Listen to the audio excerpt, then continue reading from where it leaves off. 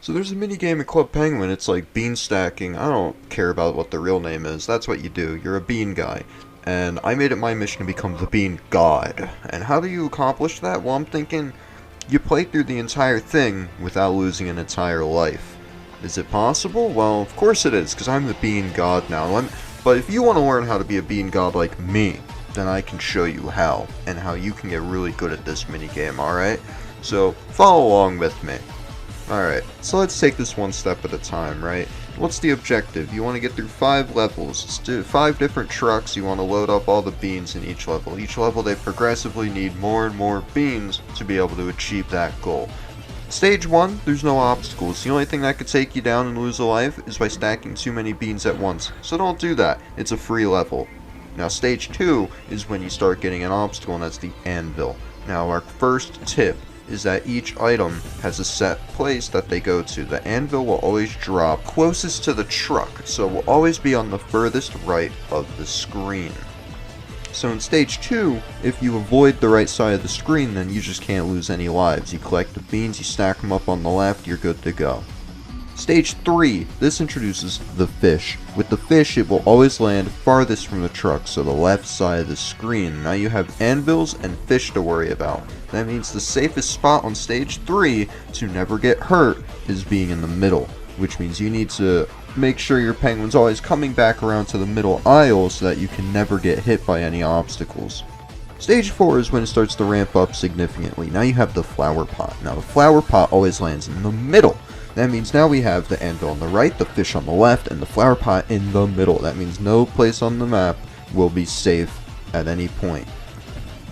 But here's where a really good tip starts to come in. The anvil is the quickest dropping obstacle. That means if you want to avoid the right side of the screen, try to stick to the left. The fish will take the longest to hit the ground, then the flower pot, then the anvil. This means the safest spot on the screen is actually on the left side. You're going to have more time to react to the fish and the flower pot than you will the anvil. Of course, you'll still end up with moments like these, where the flower pot and the fish kind of show up at the same time and you get screwed over, which then you'll have to go to the right side of the screen, and other times you'll even get moments like this, where all 3 just show up and you don't really have a chance at staying alive. So the left side of the screen is going to be the safest spot to stay at no matter what, because you're going to have more time to react to the fish in the flower pot. But there's also another reason why you want to stick to the left side of the screen that is more than just reaction time, and that's because that's where you drop the beans off. If you're just always hanging out on the left side, as long as you have beans, you can try to drop them off there, and then you're good to go. So for stage 4, I would say it's best to stick to the left side and only go to the right if you absolutely need to, because there's a fish and a flower pot at the same time. But then there's stage 5, and stage 5 also ramps things up significantly. You see, normally it's not going to be much of a problem holding on to all the beans. You're going to be able to get rid of them in a pretty good time. Stage 4 starts to throw a lot more at you. It makes it an obstacle. Stage 5 is when it becomes a problem. Stage 5 is not only throwing flower pots, fish, and anvils at you, but an abundance of beans. That means that you have a real risk of actually collapsing underneath the weight of all the bean bags. Now the same rules kind of apply from stage 4. You just want to stick to the left side. It's the best place to react to what's coming at you, and you can drop off your beans faster. But because the margin of error becomes much slimmer in stage 5 than it was in stage 4 or even stage 3, you have to be very quick. And this is where I say you need to practice the game to be able to do it perfectly. One of the biggest problems you will run into while playing this minigame is accuracy. You want to make sure you are accurate. You are putting your mouse exactly where it needs to be. Stage 3 can be difficult if you don't have a good way of getting your mouse directly in the middle every single time. This is probably the biggest issue that I ran into trying to do this challenge. You might accidentally move your mouse way too fast and end up in the wrong spot. You can whip your mouse from the left to the right, and maybe you're trying to get to the middle, but because your accuracy wasn't perfect, you went from almost getting hit by a fish to getting hit by the anvil because you moved it just a little bit too far. The discipline of moving your mouse to the exact spot you need it not only takes a lot of practice, but it takes a lot of patience. And I don't really have any good tips for this besides just practicing and get a good mouse sensitivity that fits you, that you feel comfortable using. But I'm the bean god, so why does that even matter? I gotta tell you the more advanced things about this minigame. If you're looking for a high score, you're trying to stack more beans than the level even requires. For example, on stage 1, it wants you to stack 20 beans on the dot. If you go in and you stack 19 and then hold on to 5 extra beans, you can get an additional 4 more beans stacked up, and it's even more points. But that applies to every single stage. Every stage needs more beans than the last one. That means you need to kind of count as well as avoiding all of what's happening on screen if you want to be able to get the highest score you possibly could. I'm the bean god. Could I do it? Yeah, I could. Did I do it? No, I don't care. God doesn't care about getting the highest score possible, he just cares about living forever. What else did I pick up while playing this minigame for so long? I figured out you don't even have to go to the right side of the screen whatsoever. I could completely avoid the anvil. You can do some frame perfect jumps between the flower pot and the fish and you're completely fine. And that's where the discipline comes in. If you really practice and have an eye for when these things are falling, you can just slip right between the two of them in the blink of an eye.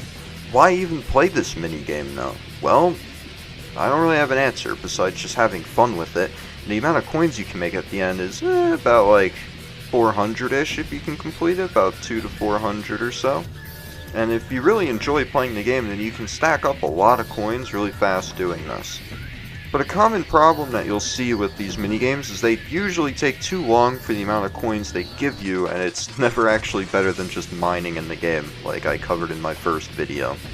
But I bet you want to see what my winning run looked like, the run where I had all the lives still available at the end. And this includes the 1-ups you get on stage 3 and 5, which are vital if you want to be able to beat this game reliably. But before doing that, I'm going to make a song specifically for bean stacking. And that's what's going to really set me apart from all the other bean stackers, is I got the right song playing while I'm doing it. So, without further ado, here's my winning run and the bean song.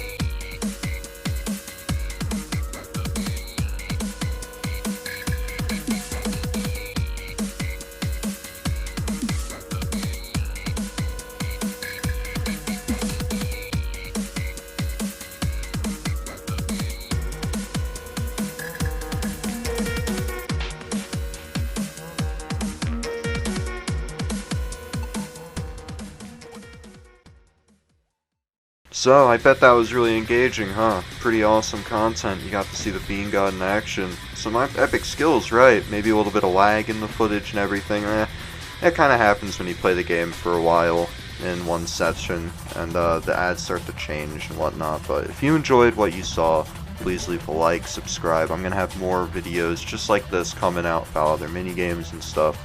And even check out the other stuff I have on my channel. And that's about it. Thanks, guys.